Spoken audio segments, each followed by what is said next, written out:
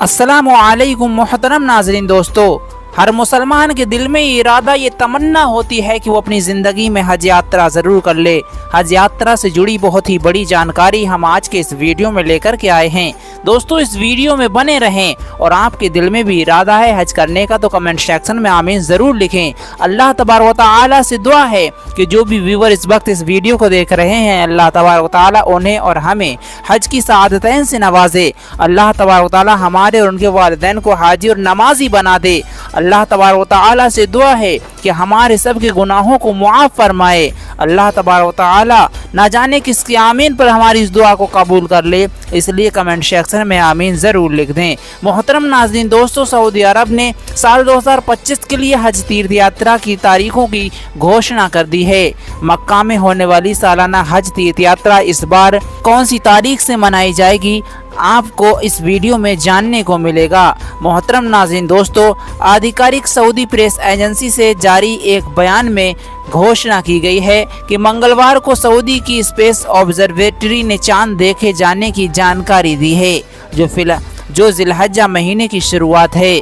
चांद के दिखाई देने के साथ ही सऊदी अरब में ईद उल अज़हा की तारीखों का भी ऐलान हो गया है। ईद उल अज़हा इस्लामी कैलेंडर के मुताबिक जिलहज्जा महीने की 10वीं तारीख को मनाया जाता है। मोहतरम नाज़रीन दोस्तों, दुनिया भर से लगभग लाखों लोगों की संख्या सऊदी अरब में हज करने के लिए जाती है। आधिकारिक आंकड़ों के अनुसार पिछले साल दुनिया भर के 18 लाख मुसलमानों ने हज तीर्थ यात्रा में हिस्सा लिया था। हज इस्लाम के 5 प्रमुख स्तंभों में से एक है और इसे सभी मुसलमानों के लिए अपने जीवन में कम से कम एक बार करना फ़र्ज माना जाता है। मोहतरम नाज़रीन दोस्तों, सऊदी अरब में 27 मई मंगलवार की रात को जिलहज्जा का चांद देखा गया, जिसके अनुसार 28 मई से जिलहज्जा का महीना शुरू हो गया। 28 मई 2025 से जिलहज्जा का महीना शुरू हुआ। इसका मतलब है कि ईद उल अज़हा की जिलहज्जा महीने के 10वें दिन यानी कि 6 जून को मनाई जाएगी। हालांकि भारत, पाकिस्तान, बांग्लादेश और मलेशिया समेत दक्षिण एशियाई देशों में ईद उल अज़हा 7 जून को मनाई जा सकती है। मोहतरम नाज़रीन दोस्तों, इस्लामी कैलेंडर चांद के आधार पर चलता है और ये तारीखें हर साल बदलती रहती हैं।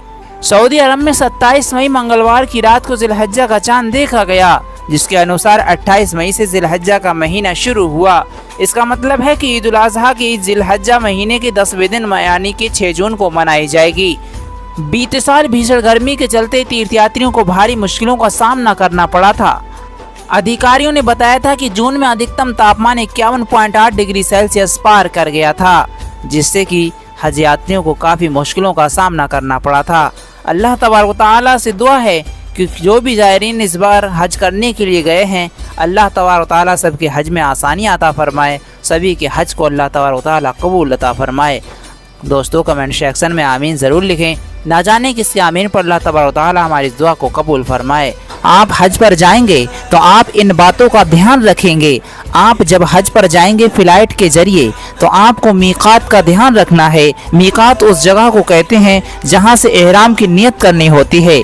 हज यात्रा पर जाने वाले ज़ायरीन इस वक्त जब हज पर जा रहे हैं तो उन्हें इन बातों का ध्यान रखना चाहिए। मीक़ात पार करने से पहले एहराम पहनना होता है, तो आपको एहराम अपने एयरपोर्ट से ही पहनना होगा। या आपकी फ़्लाइट मदीना शरीफ जा रही है तो आपको एहराम नहीं पहनना है।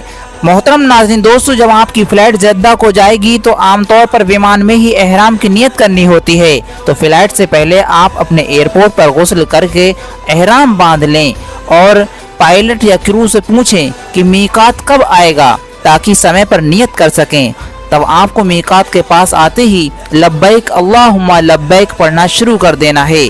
दिल से नियत करें, मैं हज की नियत करता हूँ और एहराम बांधता हूँ। नमाज के समय में कोशिश करें कि वज़ू करके नमाज अदा करें।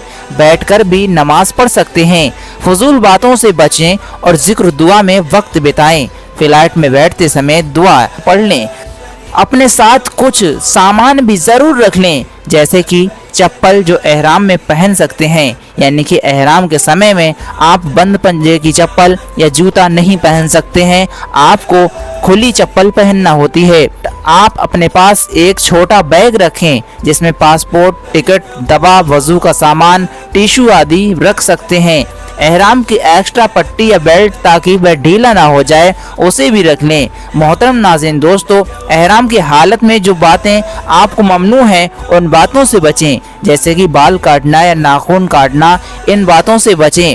عطر، پرفیوم، خوشبودار صابن کا استعمال نہ کریں۔ محترم ناظرین دوستو، آپ کو بہت زیادہ دھیان رکھنا ہے کہ آپ کو غصہ نہیں کرنا ہے، کسی سے جھگڑا نہیں کرنا ہے، آپ کو بہت ہی دھیان رکھنا ہے احرام کی حالت میں۔ محترم ناظرین دوستو، آپ کو ڈاکیومنٹس اور پہچان کی چیزیں اپنے ساتھ رکھنا ہے، جیسے کہ پاسپورٹ، ٹکٹ، ویزا کی کاپی، آئی ڈی کارڈ اور حج مشن کارڈ ہمیشہ اپنے پاس میں رکھنا ہے۔ محترم ناظرین دوستو، حج یاترا ایک بہت ہی پوتر اور آدھیاتمک سفر ہے، اور اس میں کچھ وشیش باتیں ہوتی ہیں جنہیں آپ کو کرنا چاہیے، اور کچھ ایسی باتیں ہوتی ہیں جو نہیں کرنا چاہیے تاکہ آپ کا حج صحیح طریقے سے ادا ہو جائے۔ آپ جب حج کرنے کے لیے جا رہے ہوں تو آپ کے ارادے میں دکھاوا نہیں ہونا چاہیے۔ حج صرف اللہ کے لیے ہونا چاہیے۔ کسی کو دکھانے یا نام کمانے کے لیے حج کرنا، اسے بیکار سمجھا جا سکتا ہے۔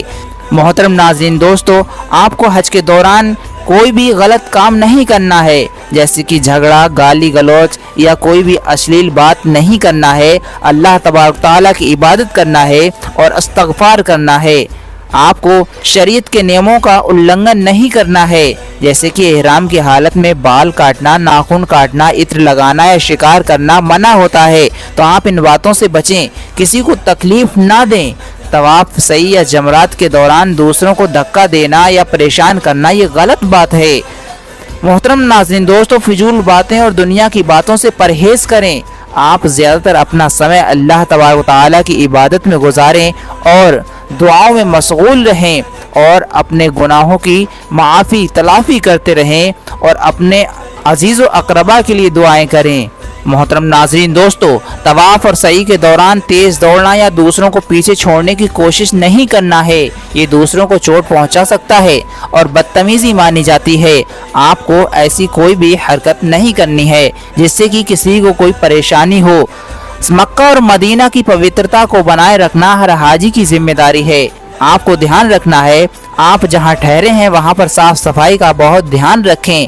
اللہ تبارک تعالیٰ سے دعا ہے کہ جو بھی زائرین اس بار حج کرنے کے لیے جا رہے ہیں، اللہ تبارک تعالیٰ ان کے حج کو قبول فرمائے، اللہ تبارک تعالیٰ ان کے حج میں آسانیاں عطا فرمائے۔